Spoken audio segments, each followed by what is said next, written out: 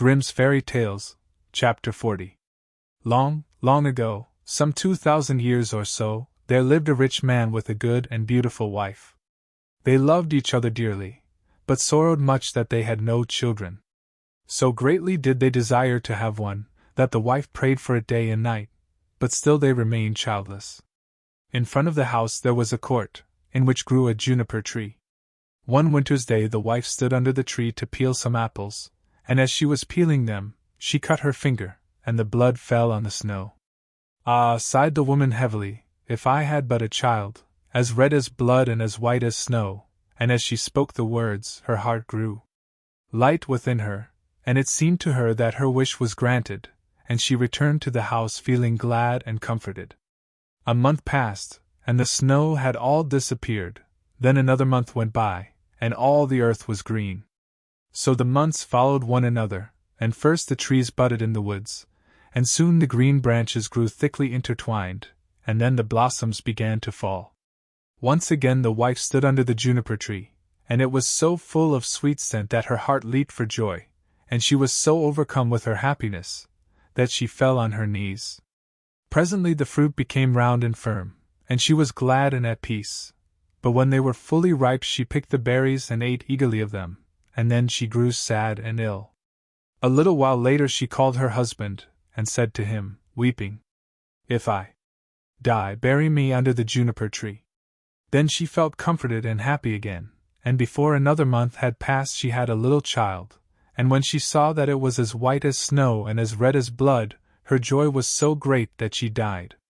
Her husband buried her under the juniper tree, and wept bitterly for her. By degrees, however, his sorrow grew less, and although at times he still grieved over his loss, he was able to go about as usual, and later on he married again. He now had a little daughter born to him. The child of his first wife was a boy, who was as red as blood and as white as snow. The mother loved her daughter very much, and when she looked at her and then looked at the boy, it pierced her heart to think that he would always stand in the way of her own child, and she was continually thinking how she could get the whole of the property for her. This evil thought took possession of her more and more, and made her behave very unkindly to the boy. She drove him from place to place with cuffings and buffetings, so that the poor child went about in fear, and had no peace from the time he left school to the time he went back. One day the little daughter came running to her mother in the storeroom, and said, "Mother, give me an apple." "Yes, my child," said the wife, and she gave her a beautiful apple out of the chest. The chest had a very heavy lid and a large iron lock. "Mother," said the little daughter again, "may not brother have one too?" The mother was angry at this, but she answered, "Yes, when he comes out of school."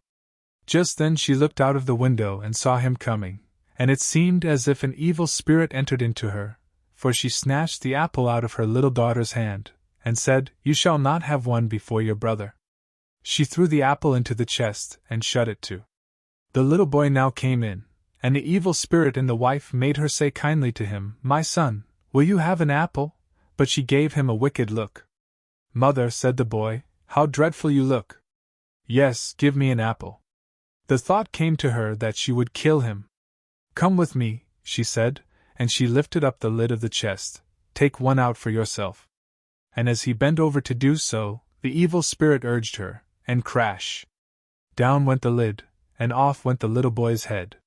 Then she was overwhelmed with fear at the thought of what she had done. "If only I can prevent anyone knowing that I did it," she thought. So she went upstairs to her room, and took a white handkerchief out of her top drawer.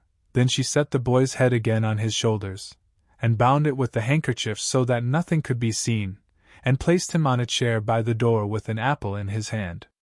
Soon after this, little Marlene came up to her mother, who was stirring a pot of boiling water over the fire, and said, "Mother, brother is sitting by the door with an apple in his hand, and he looks so pale, and when I asked him to give me the apple, he did not answer, and that frightened me." "Go to him again," said her mother, "and if he does not answer, give him a box on the ear." So little Marlene went, and said, "Brother, give me that apple," but he did not say a word. Then she gave him a box on the ear, and his head rolled off. She was so terrified at this, that she ran crying and screaming to her mother. "Oh," she said, "I have knocked off brother's head," and then she wept and wept, and nothing would stop her. "What have you done?" said her mother. "But no one must know about it, so you must keep silence.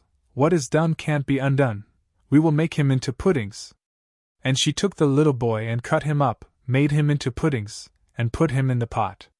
But Marlene stood looking on, and wept, and her tears fell into the pot, so that there was no need of salt. Presently the father came home and sat down to his dinner. He asked, "Where is my son?" The mother said nothing, but gave him a large dish of black pudding, and Marlene still wept without ceasing. The father again asked, "Where is my son?" "Oh," answered the wife, "he is gone into the country to his mother's great uncle. He is going to stay there some time." "What has he gone there for? And he never even said good-bye to me." "Well, he likes being there, and he told me he should be away quite 6 weeks. He is well looked after there." "I feel very unhappy about it," said the husband, "in case it should not be all right, and he ought to have said good-bye to me." With this he went on with his dinner, and said, "Little Marlene, why do you weep? Brother will soon be back." Then he asked his wife for more pudding, and as he ate, he threw the bones under the table. Little Marlene went upstairs and took her best silk handkerchief out of her bottom drawer, and in it she wrapped all the bones from under the table, and carried them outside, and all the time she did nothing but weep. Then she laid them in the green grass under the juniper tree, and she had no sooner done so, than all her sadness seemed to leave her, and she wept no more. And now the juniper tree began to move, and the branches waved backwards and forwards, first away from one another, and then together again, as it might be someone clapping their hands for joy. After this a mist came round the tree, and in the midst of it there was a burning as of fire, and out of the fire there flew a beautiful bird, that rose high into the air, singing magnificently, and when it could no more be seen, the juniper tree stood there as before, and the silk handkerchief and the bones were gone. Little Marlene now felt as light-hearted and happy as if her brother were still alive, and she went back to the house and sat down cheerfully to the table and ate. The bird flew away and alighted on the house of a goldsmith and began to sing. "My mother killed her little son. My father grieved when I was gone. My sister loved me best of all. She laid her kerchief over me, and took my bones that they might lie underneath the juniper tree. Kiwit, Kiwit, what a beautiful bird am I!" The goldsmith was in his workshop making a gold chain, when he heard the song of the bird on his roof. He thought it so beautiful that he got up and ran out, and as he crossed the threshold he lost one of his slippers. But he ran on into the middle of the street, with a slipper on one foot and a sock on the other. He still had on his apron, and still held the gold chain and the pincers in his hands, and so he stood gazing up at the bird, while the sun came shining brightly down on the street. "Bird," he said, "how beautifully you sing! Sing me that song again." "Nay," said the bird, "I do not sing twice for nothing. Give that gold chain, and I will sing it you again." "Here is the chain, take it," said the goldsmith. "Only sing me that again." The bird flew down and took the gold chain in his right claw, and then he alighted again in front of the goldsmith and sang. "My mother killed her little son. My father grieved when I was gone. My sister loved me best of all. She laid her kerchief over me, and took my bones that they might lie underneath the juniper tree. Kiwit, Kiwit, what a beautiful bird am I!" Then he flew away, and settled on the roof of a shoemaker's house and sang. "My mother killed her little son. My father grieved when I was gone.